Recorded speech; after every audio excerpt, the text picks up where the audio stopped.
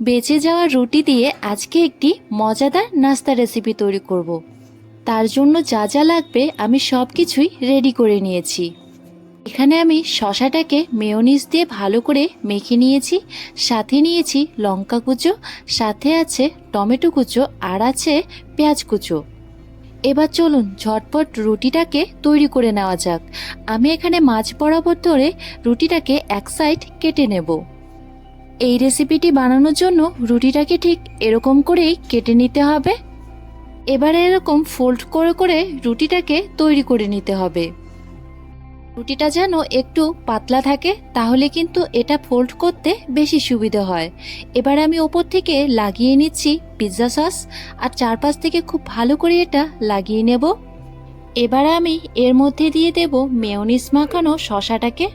আমি যেভাবে এটাকে রেডি করছি আপনারাও ঠিক এরকম করেই রুটিটাকে রেডি করে নেবেন। শসাটা আমার দেওয়া হয়ে গেছে। এবার আমি দিয়ে দেব কুচো করে রাখা টমেটোটাকেও আমি একই রকমভাবেই দিয়ে দিচ্ছি। এবার ওপর থেকে দিয়ে দেব কেটে রাখা পেঁয়াজটাকে।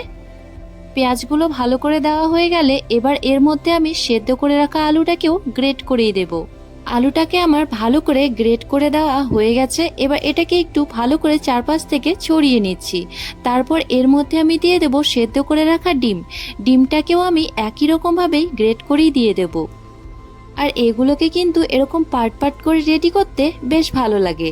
এবার আমি ডিমটাকেও গ্রেট করে দিয়ে দিচ্ছি। এগুলোকে গ্রেট করে দেওয়ার কারণ হলো এগুলো গ্রেট করে দিলে সবগুলোই বেশ ভালোভাবেই মিশে যায়। আমি এখানে অর্ধেকটা ডিম গ্রেট করে দিয়ে দিয়েছি। এবার এটাকেও ভালো করে চারপাশ থেকে ছড়িয়ে দিচ্ছি। সাথে একটু পেঁয়াজ দিয়ে দিয়েছি আর ওপর থেকে লবণ দিয়ে দিয়েছি। এবার এটাকে আমি ফোল্ড করে নিচ্ছি। আমি যেভাবে রুটিটাকে ফোল্ড করে নিচ্ছি আপনারাও ঠিক একই রকমভাবেই রুটিটাকে কিন্তু ফোল্ড করে নেবেন। আর দেখুন দেখতে কতটা ভালো হয়েছে। আপনারা চাইলে এটাকে মাইক্রো ওভেনে করে নিতে পারেন, কিন্তু আমি এটাকে কড়াইয়ের মধ্যেই বানিয়ে দেখাবো। আমি এখানে আরও একটা বানিয়ে নিয়েছি।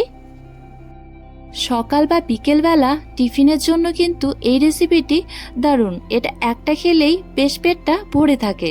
আমি কড়াই বসিয়ে দিয়েছি আর কড়াইয়ের মধ্যে বাটার দিয়ে দিয়েছি। বাটারটা একটুখানি মেল্ট হয়ে আসলে এর মধ্যে আমি একটা রুটি দিয়ে দিলাম। গ্যাসের ফ্লেমটাকে একদম লোতে করে ভালো করে ঢেকে রেখে দিলাম কিছুক্ষণের জন্য। এবার আমি এক পিঠ উল্টে দিচ্ছি, অপর সাইডটাও আমি একই রকমভাবে দিয়ে দিলাম।